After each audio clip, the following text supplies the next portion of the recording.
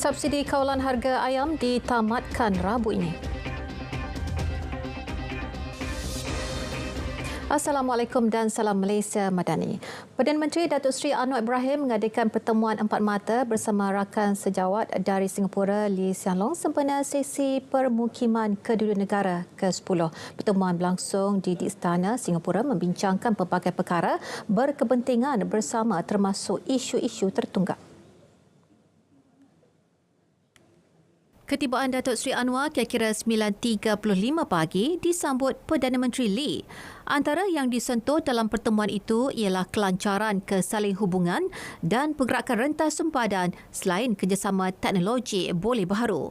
Selesai sesi berkenaan, kedua-dua Perdana Menteri dijadual mengadakan pertemuan dengan delegasi Malaysia dan Singapura melibatkan 8 kementerian.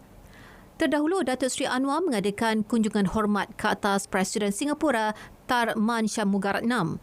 Ini merupakan sesi pemukiman pertama Datuk Seri Anwar bersama Singapura sejak menggalas portfolio sebagai Perdana Menteri tahun lalu. Sebelum ini, beliau pernah 2 kali berkunjung ke Singapura sempena lawatan rasmi pada Januari dan menyertai sidang kemuncak Asia ke-10 Milken Institute bulan lalu. Subsidi dan kawalan harga ayam akan ditamatkan mulai Rabu ini dan ia bertujuan mengurangkan ketirisan subsidi yang dinikmati warga asing dan golongan berpendapatan tinggi. Pelaksanaannya selaras langkah menyasarkan semula subsidi yang dilaksana kerajaan. Penamatan subsidi ayam ini telah mengambil kira situasi dan tren semasa bekalan serta harga ladang dan kos pengeluaran ayam telah mulai stabil yang menyumbang kepada harga pasaran semasa kini berada di bawah harga shilling. Subsidi telur grade A, B dan C diteruskan menggunakan mekanisme sedia ada. Dalam pada itu, beliau beri jaminan tiada kenaikan harga ayam akan berlaku susulan penambatan subsidi dan kawalan harga ayam mulai Rabu ini dan ia memandangkan rata-rata peniaga menjual ayam jauh lebih rendah daripada harga siling RM9.40 yang ditetapkan. Selain itu, pembekal turut beri jaminan bekalan ayam mencukupi ketika ini dan masa depan. Oleh itu, kalau berlaku pengampungan, kita berkeyakinan harganya tidak naik mendadak, dia akan stabil. Kalau naik mendadak, kita akan tanya kenapa. Sebab bekalannya cukup. Yang selalunya mendadak bila bekalan tidak cukup.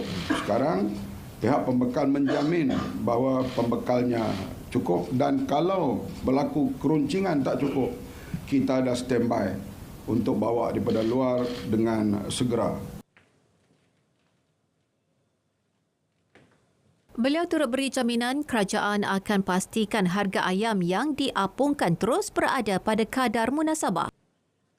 Melalui sesi libat urus bersama pemain industri pada 22 Oktober 2023, kerajaan telah mendapatkan komitmen daripada pihak industri supaya harga ayam di ladang yang dikeluarkan tidak akan mencatat kenaikan yang ketara sehingga membebankan pengguna. Akses kepada bekalan ayam akan turut dipeluas menerusi jualan agromadani dan jualan rahmah. Ia bagi memberikan pilihan dan jaminan kepada rakyat dalam mendapatkan ayam pada harga berpatutan dan di bawah harga siling semasa. Selepas hilir Perak dan Kerian, satu lagi daerah di Perak terjejas banjir iaitu Selama. Susulan itu, penduduk terjejas banjir meningkat kepada 156 orang setakat 8 pagi tadi dan sebelum itu jumlahnya 120 orang.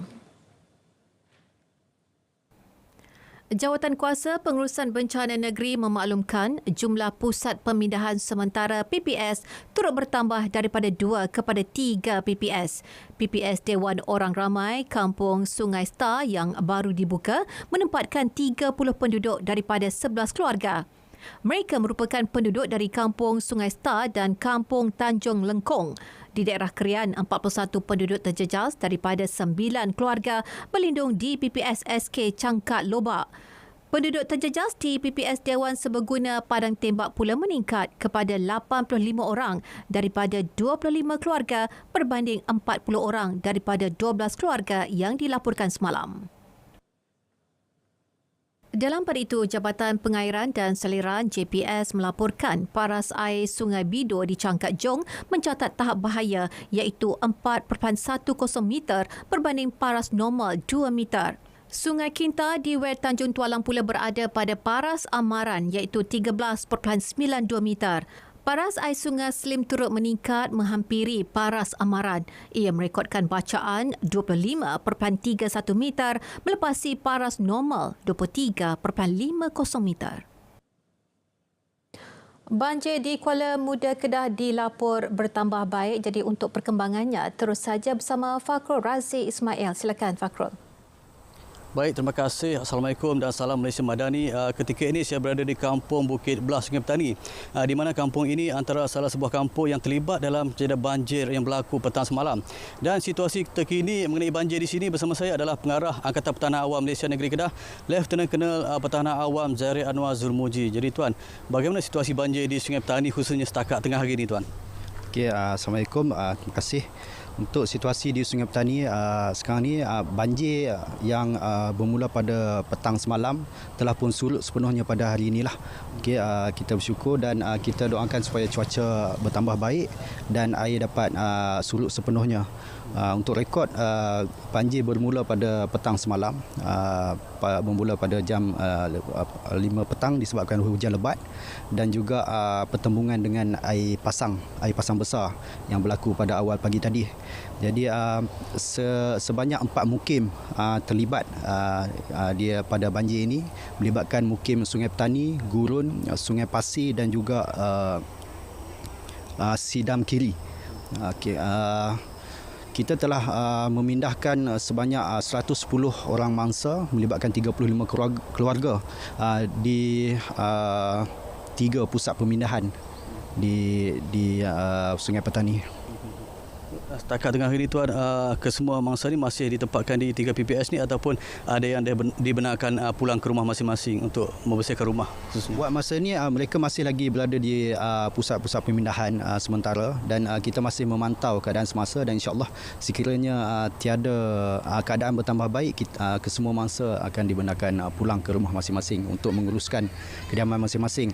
Dan anggota APM juga sentiasa bersedia dan memberi bantuan kepada mangsa-mangsa dari segi untuk pasca banjir, pembersihan rumah dan kita juga membantu menghantar mereka pulang ke rumah masing-masing.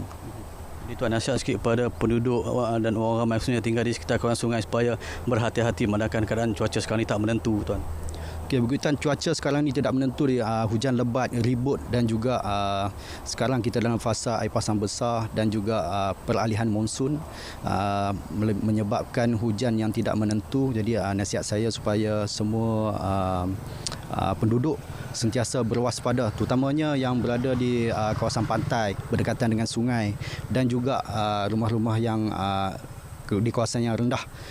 Sila pastikan keadaan rumah anda sentiasa baik dan pantau paras air di kawasan rumah masing-masing dan kita minta penduduk yang di kawasan-kawasan yang berisiko sentiasa bersedia sekiranya air naik secara mendadak dan diarahkan berpindah. Kita minta kerjasama penduduk supaya berpindah dengan segera ke pusat-pusat pemindahan yang disediakan.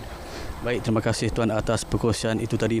Itu saja perkembangan banjir dapat saya bawakan untuk tengah hari ini. Kembali ke Angkasa Puri. Silakan. Baik, terima kasih Fakhrul. Sementara itu, Ahli Parlimen Sungai Petani Dr. Muhammad Taufik Johari turun padang bagi meninjau sendiri situasi banjir di lokasi terjejas malam tadi dan turut serta Ahli Dewan Undangan Negeri Adun setempat. Pada lawatan itu, Dr. Muhammad Taufik turut mendapatkan laporan daripada agensi penyelamat yang bertugas dan ini termasuk Angkatan Pertahanan Awam serta Jabatan Bomba dan Penyelamat. Meningkatkan pemantauan jika kawasan-kawasan tumpuan terima hujan lebih 2 jam dan itu antara kesiapsiagaan dilaksana Jabatan Bomba dan Penyelamat JBPM dalam menghadapi bencana sepanjang tempoh monsun Timur Laut MTL.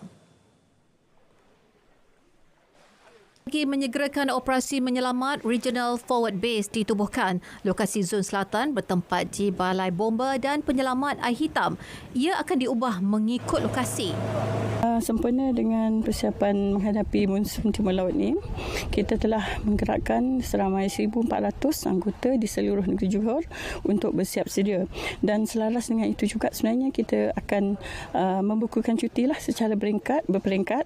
Sekiranya berlaku banjir, pegawai kita mana-mana yang telah bercuti pun kita akan arahkan dipanggil. Beliau ditemui pada hari pengujian bot serta latihan kesiapsiagaan MTL 2023-2024 peringkat JBPM Johor di Mersing. Ia diadakan serentak di JBPM seluruh negeri itu. Johor memiliki 745 lokasi panas banjir. Peruntukan segera RM100,000 disalur Kementerian Pendidikan bagi melaksanakan pembaikan awal SMK Munshi Abdullah di Melaka yang rosak akibat ribut. Esko Pendidikan dan Pengajian Tinggi Negeri Datuk Rahmat Mariman berkata kerja-kerja pembaikan bermula hari ini. Susulan itu, pelajar tingkatan 1 hingga 4 akan menjalani pembelajaran secara bergilir dalam kelas dan PDPR. Pelajar tingkatan 5 dan 6 pula akan belajar dalam kelas seperti biasa. Sabtu lalu, ribut membadai sekolah berkenaan mengakibatkan 7 blok bangunan kelas dan pentadbirannya rosak. Salah satu blok kelas yang terjejas sepatutnya digunakan untuk peperiksaan percubaan SPM bermula hari ini.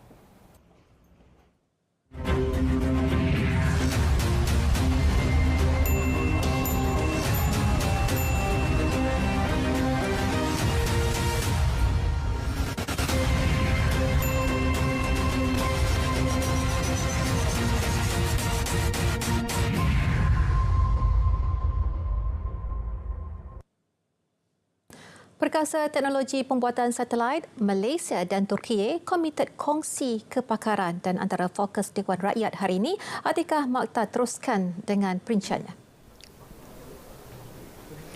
Baik Nizam, Malaysia dan Turki telah memulakan perbincangan dua hala berkaitan teknologi angkasa.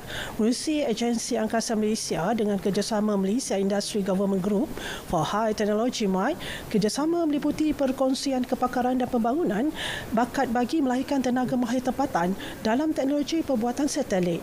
Ke arah itu, MITE telah menubuhkan Malaysia Space Industry Corporation bagi menghimpunkan pemain industri angkasa tempatan.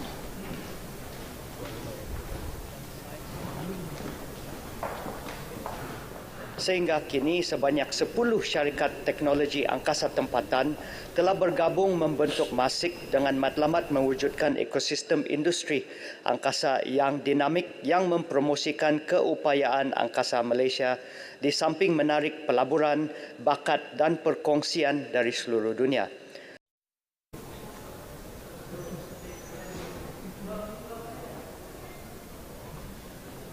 Seterusnya, 13 lokasi penempatan di zon selamat Pantai Timur Sabah Zone dilengkapi Coastal Surveillance System CSS bertujuan melindungi serta menguasai keselamatan pesisiran pantai. Ia meliputi pesisiran Kudat iaitu bahagian utara zon hingga ke Tawau. Ketika ini, 8 radar baru selesai menjalani kerja naik taraf pada September lalu melibatkan radar CSS 1206.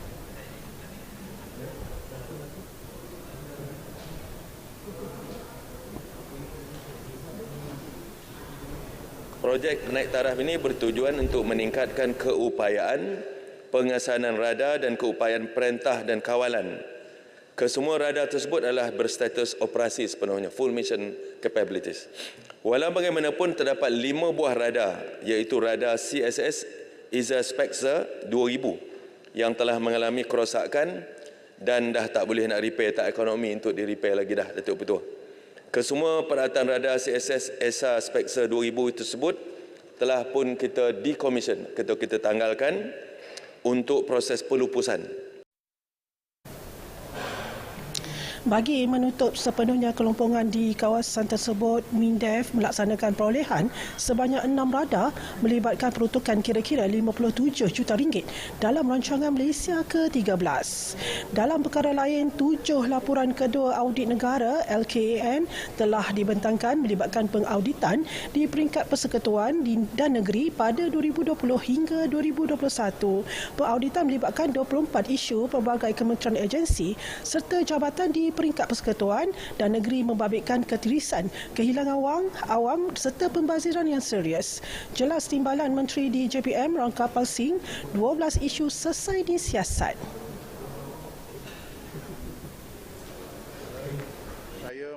Manakala 12 isu lagi masih dalam siasatan melibatkan siasatan 5 isu oleh SPRM, 6 isu oleh PDRM dan 1 isu oleh Malaysia Competition Commission.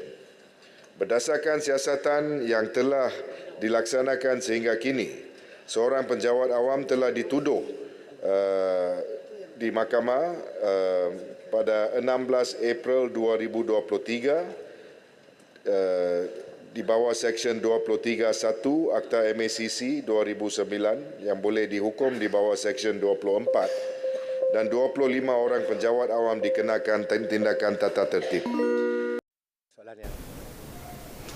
Beliau juga turut mencadangkan LKN perlu dibentang secara berkala kepada jemaah menteri supaya setiap isu yang dilapor dapat diambil tindakan lebih berkesan.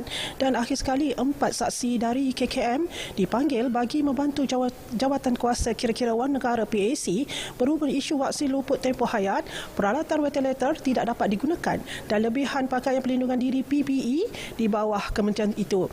Antara yang dipanggil keterangan Timbalan KSU Keuangan KKM Datuk Seri Nur Azman Ayub dan mantan Ketua Pengarah KKM Tan Sri Dr. Nur Hisham Abdullah. Menurut pengurusi PAC Datuk Mas Emrianti Samsudin, sepanjang tempoh tersebut 4 prosedur telah dilangsung. Pengarah IDS Medical System Malaysia Sedia Berhad.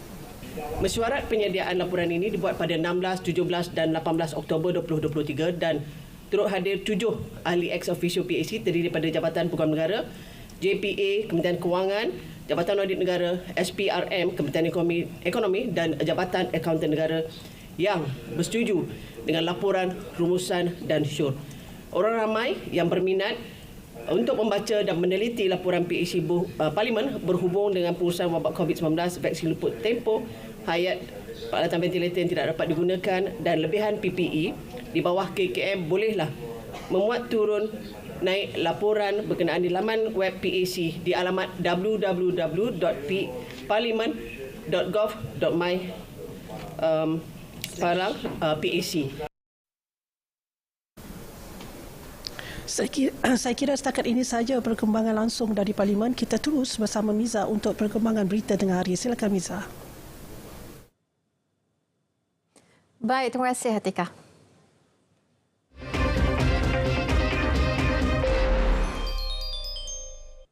Pek ringgit memulakan dagangan minggu ini lebih tinggi berbanding dolar Amerika dan mata wang utama lain dan pasaran kewangan sedang memantau rapat perkembangan dan hasil mesyuarat jawatankuasa pasaran terbuka Persekutuan Amerika selain mesyuarat jawatankuasa dasar monetari Bank Negara Malaysia yang berlangsung minggu ini. Pada 12 tengah hari, ringgit diniagakan pada 4.75 berbanding dolar Amerika. Berbanding dolar Singapura, ringgit disebut pada 3.47 dan berada pada 3.17 berbanding yen. Ringgit diniagakan pada 5.76 berbanding pound sterling dan disebut pada 5.01 berbanding euro.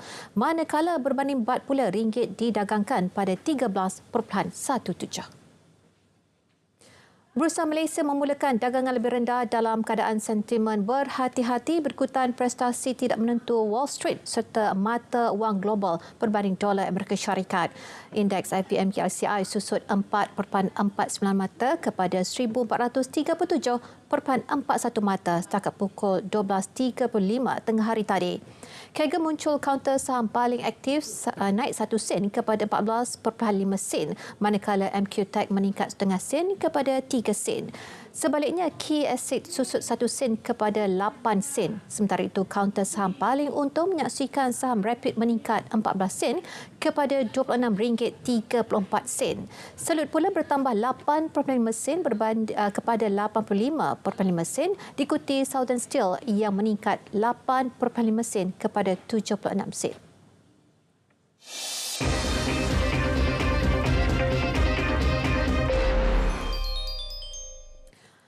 Kereta kebal tentera Israel memasuki semenanjung Gaza bagi memulakan serangan darat dan selepas lebih 3 minggu melakukan serangan udara di Gaza, rejim Zionis memulakan peringkat kedua peperangan dengan pencerobohan darat. Tindakan pencerobohan darat terus mendapat kecaman Pertubuhan Bangsa-Bangsa Bersatu PBB dan negara-negara lain. Sehingga kini dilaporkan lebih 8,000 rakyat Palestin terkorban dalam serangan udara Israel sebelum ini. Separuh dari bangsa yang meninggal dunia ialah kanak-kanak. Dalam pada itu, Israel menyerang Syria malam tadi dan ia meningkatkan kebimbangan konflik Palestin-Israel menjadi lebih besar. Tentera Israel mendakwa telah menyerang infrastruktur ketenteraan Syria berhampiran darah menggunakan jet pejuang. Ia sebagai tindak balas Syria menyerang tentera Amerika di Iraq selain peningkatan tembak balas antara Hizbullah dengan tentera Israel di sempadan Lubnan. Tindakan ini sekaligus meningkatkan kebimbangan perang yang besar boleh tercetus. Menurut AFP, sejak serangan itu bermula, keganasan rentas sempadan membunuh sekurang-kurangnya 59 orang di Lubnan. Mangsa terdiri daripada anggota Hizbullah selain petugas media dan orang awam.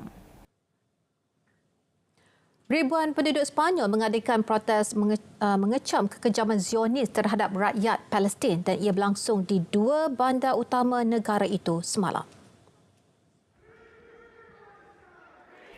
Di Barcelona, peserta yang terlibat protes membawa bendera Palestin dan melaungkan perkataan bebas Palestin. Mereka turut menggesa gencatan senjata segera dilaksana. Di Madrid pula, ratusan peserta protes berarak dari stesen kereta api Atocha hingga ke dataran Sol.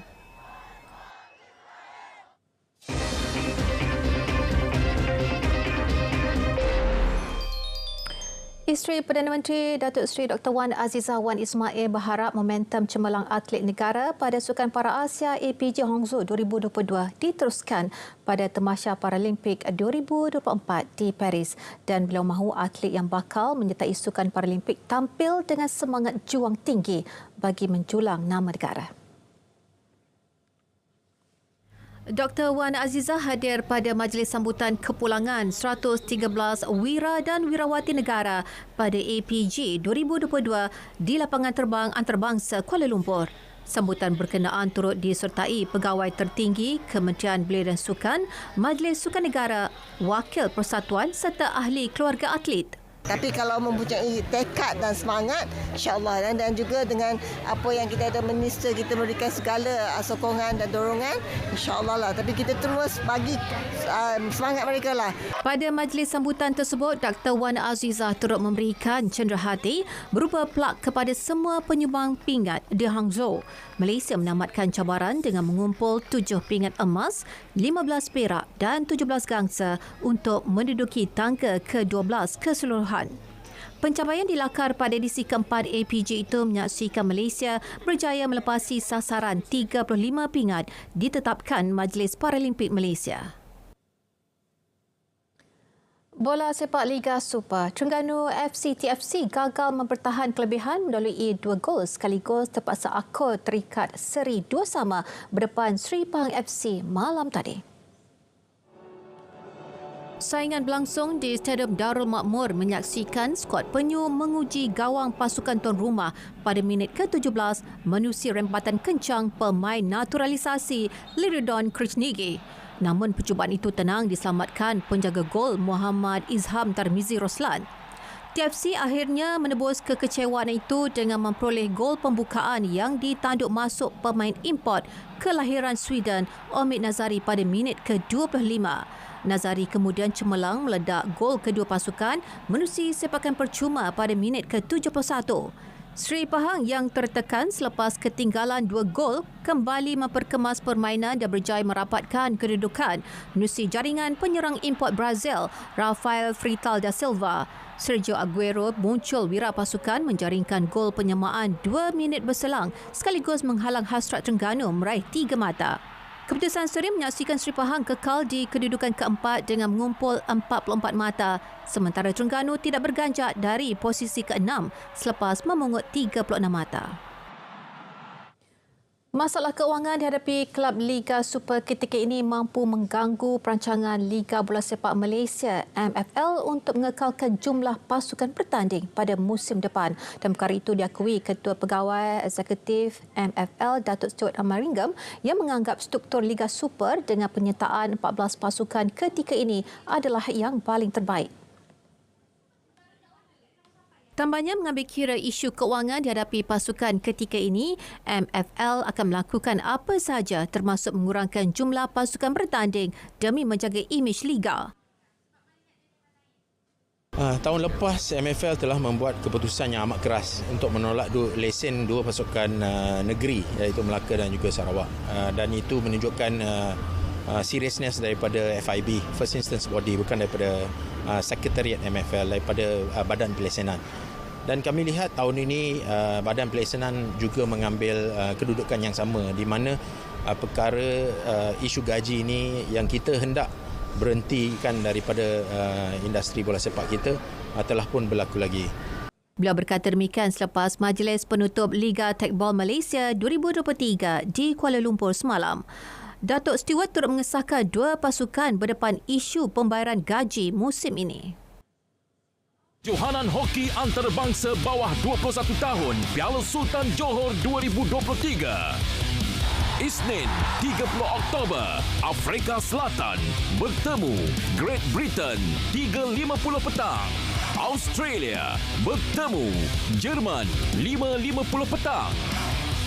Dan India bertemu New Zealand 8.20 malam di saluran OK dan saluran sukan RTM.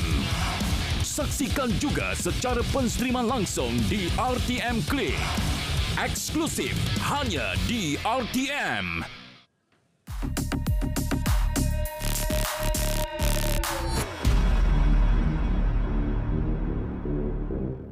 Tular di media sosial, sebaran pesanan teks dengan pautan berkaitan bantuan sumbangan asas rahmah SARA. Penghantar mendakwa pautan itu membolehkan mereka menyemak status dan tarikh kelayakan penerimaan bantuan. Namun, Kementerian Kewangan mengesahkan ia maklumat palsu. MOF tidak memerlukan maklumat sebegitu.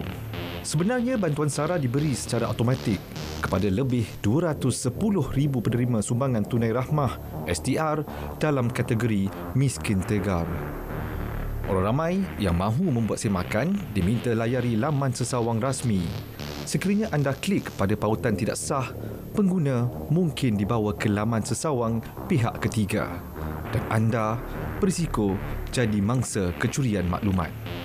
Henti dan putuskan rantaian penyebaran maklumat palsu kerana anda boleh didakwa. Jika anda terlihat konten atau bahan fitnah, segera laporkan ke SKMM menerusi talian tertera.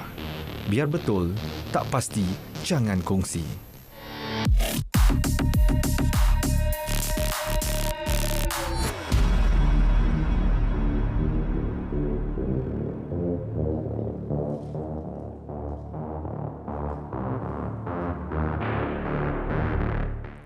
Berita tengah hari berakhir di sini. Dari sungai hingga segara, Palestin pasti merdeka. Malaysia Madani tekad perpaduan penuhi harapan. Dengan itu, Assalamualaikum dan salam hormat.